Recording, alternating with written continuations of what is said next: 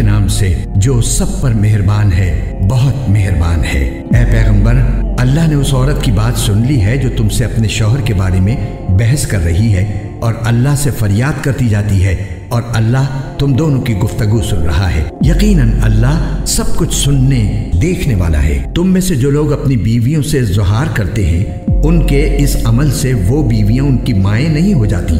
ان کی مائیں تو وہی ہیں جنہوں نے ان کو جنم دیا ہے۔ حقیقت یہ ہے کہ یہ لوگ ایسی بات کہتے ہیں جو بہت بری ہے اور جھوٹ ہے، اور اللہ بہت معاف کرنے والا، بہت بخشنے والا ہے۔ اور جو لوگ اپنی بیویوں سے زہار کرتے ہیں پھر انہوں نے جو کچھ کہا ہے اس سے رجوع کرتے ہیں، تو ان کے ذمے ایک غلام آزاد کرنا ہے قبل اس کے کہ وہ میاں بیوی ایک دوسرے کو ہاتھ لگائیں۔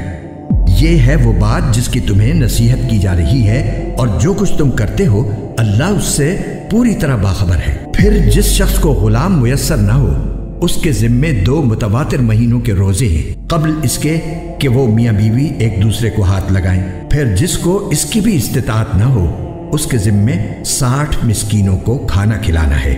یہ اس لیے تاکہ تم اللہ اور اس کے رسول پر ایمان لاؤ، اور یہ اللہ کی مقرر کی ہوئی حدیں ہیں، اور کافروں کے لیے دردناک عذاب ہے۔ یقین رکھو کہ جو لوگ اللہ اور اس کے رسول کی مخالفت کرتے ہیں وہ ایسے ہی ذلیل ہوں گے جیسے ان سے پہلے لوگ ذلیل ہوئے تھے، اور ہم نے کھلی کھلی آیتیں نازل کر دی ہیں، اور کافروں کے لیے ایسا عذاب ہے جو خوار کر کے رکھ دے گا۔ اس دن جب اللہ ان سب کو دوبارہ زندہ کرے گا، پھر انہیں بتائے گا کہ انہوں نے کیا کچھ کیا تھا۔ اللہ نے اسے گن گن کر محفوظ کر رکھا ہے، اور یہ اسے بھول گئے ہیں، اور اللہ ہر چیز کا گواہ ہے۔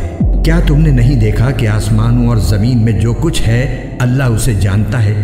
کبھی 3 آدمیوں میں کوئی سرگوشی ایسی نہیں ہوتی جس میں چوتھا وہ نہ ہو، اور نہ 5 آدمیوں کی کوئی سرگوشی ایسی ہوتی ہے جس میں چھٹا وہ نہ ہو، اور چاہے سرگوشی کرنے والے اس سے کم ہو یا زیادہ، وہ جہاں بھی ہوں اللہ ان کے ساتھ ہوتا ہے۔ پھر وہ قیامت کے دن انہیں بتائے گا کہ انہوں نے کیا کچھ کیا تھا۔ بے شک اللہ ہر چیز کو جاننے والا ہے۔ کیا تم نے ان لوگوں کو نہیں دیکھا جنہیں سرگوشی کرنے سے منع کر دیا گیا تھا، پھر بھی وہ وہی کام کرتے تھے جس سے انہیں منع کیا گیا تھا، اور وہ ایک دوسرے کے ساتھ ایسی سرگوشیاں کرتے ہیں جو گناہ، زیادتی اور رسول کی نافرمانی پر مشتمل ہوتی ہیں۔ اور اے پیغمبر، جب وہ تمہارے پاس آتے ہیں تو تمہیں ایسے طریقے سے سلام کرتے ہیں جس سے اللہ نے تمہیں سلام نہیں کیا، اور اپنے دلوں میں کہتے ہیں کہ ہم جو کچھ کہہ رہے ہیں اس پر اللہ ہمیں سزا کیوں نہیں دے دیتا؟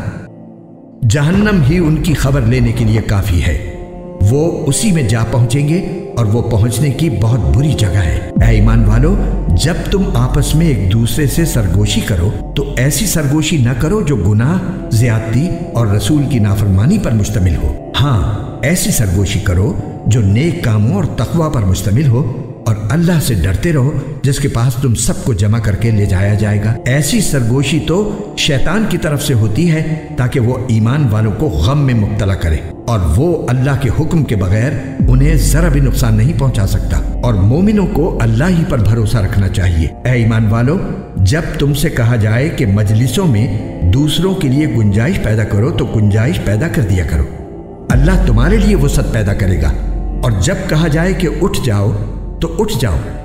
تم میں سے جو لوگ ایمان لائے ہیں اور جن کو علم عطا کیا گیا ہے، اللہ ان کو درجوں میں بلند کرے گا، اور جو کچھ تم کرتے ہو اللہ اس سے پوری طرح باخبر ہے۔ اے ایمان والو، جب تم رسول سے تنہائی میں کوئی بات کرنا چاہو تو اپنی اس تنہائی کی بات سے پہلے کچھ صدقہ کر دیا کرو، یہ طریقہ تمہارے حق میں بہتر اور زیادہ ستھرا طریقہ ہے۔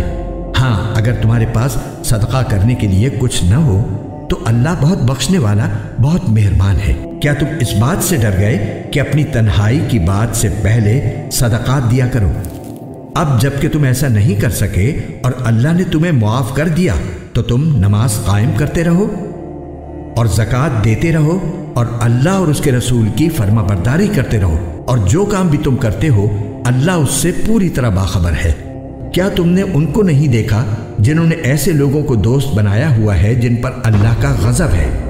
یہ نہ تو تمہارے ہیں اور نہ ان کے، اور یہ جانتے بوجھتے جھوٹی باتوں پر قسمیں کھا جاتے ہیں۔ اللہ نے ان کے لیے سخت عذاب تیار کر رکھا ہے۔ حقیقت یہ ہے کہ بہت برے ہیں وہ کام جو یہ کرتے رہے ہیں۔ انہوں نے اپنی قسموں کو ایک ڈھال بنا لیا ہے، پھر وہ دوسروں کو اللہ کے راستے سے روکتے رہے ہیں۔ اس لیے ان کے لیے ایسا عذاب ہے جو ذلیل کر کے رکھ دے گا۔ ان کے مال اور ان کی اولاد اللہ کے مقابلے میں ان کے کچھ کام نہیں آئیں گے۔ یہ دوزخ والے لوگ ہیں، یہ ہمیشہ اسی میں رہیں گے۔ جس دن اللہ ان سب کو دوبارہ زندہ کرے گا تو اس کے سامنے بھی یہ اسی طرح قسمیں کھائیں گے جیسے تمہارے سامنے کھاتے ہیں، اور یہ سمجھیں گے کہ انہیں کوئی سہارا مل گیا ہے۔ یاد رکھو یہ لوگ بالکل جھوٹے ہیں، ان پر شیطان نے پوری طرح قبضہ جما کر انہیں اللہ کی یاد سے غافل کر دیا ہے۔ یہ شیطان کا گروہ ہے، یاد رکھو شیطان کا گروہ ہی نامراد ہونے والا ہے۔ بے شک جو لوگ اللہ اور اس کے رسول کی مخالفت کرتے ہیں وہ ذلیل ترین لوگوں میں شامل ہیں۔ اللہ نے یہ بات لکھ دی ہے کہ میں اور میرے پیغمبر ضرور غالب آئیں گے۔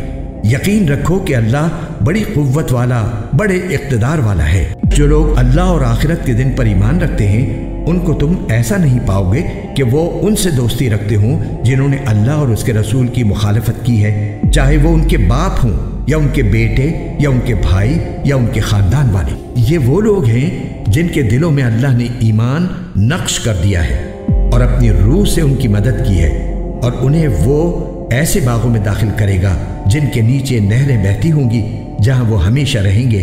اللہ ان سے راضی ہو گیا ہے اور وہ اللہ سے راضی ہو گئے ہیں۔ یہ اللہ کا گروہ ہے۔ یاد رکھو کہ اللہ کا گروہ ہی فلاح پانے والا ہے۔